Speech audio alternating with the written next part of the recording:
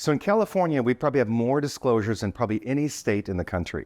And one of the disclosures is called a natural hazard disclosure. I think it does apply to certain other parts of the country, but here in California, it's probably at a much higher level. As you may or may not know, California is considered the most litigious state in the country, which is actually good. I mean, it's not good, but it's good in the sense that buyers are really careful, sellers are careful, and me as the broker want to make sure that we do a transaction where the buyers and sellers don't end up suing each other for non-disclosure. So basically, this particular disclosure, there's probably 45 or 50 things on this report. But the primary things are the most important hazards in California. Again, California, you pay a price to live in this beautiful state. We have wonderful weather, but we do have earthquakes, fires, and floods. So it lets you know if you're in a fire zone, lets you know if you're in a flood zone, lets you know if you're in an earthquake zone or on an earthquake fault or near an earthquake fault.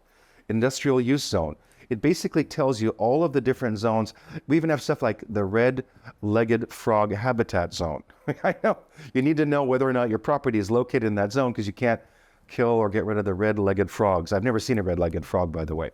So the natural hazard report is part of the requirements of disclosure.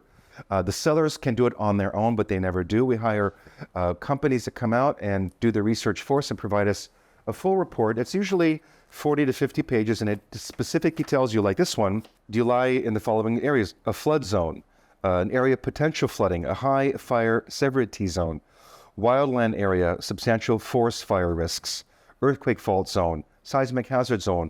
One of the other ones is liquefiable soil.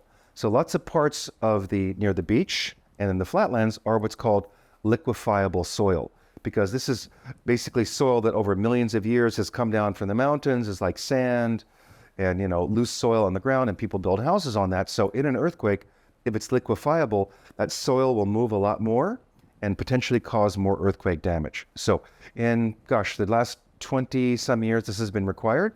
I've never had a buyer not buy a house because of this report. And I tell them up front, when we first start looking, particularly international buyers or buyers from out of state, I said, you're buying in California. You got to know, we have earthquakes, fires, floods, basically everything. But we don't have tornadoes, generally, and we don't have hurricanes. So, we don't have certain things that other areas of the country do. But it's important as a buyer to know that's just part of living in Southern California or California. Some of the hazards that do occur, no matter where you live in the world, there are always hazards. But again, this is LA and Southern California and Beverly Hills. It's worth the price of living with those hazards. And as long as you get the report, you know what you're buying.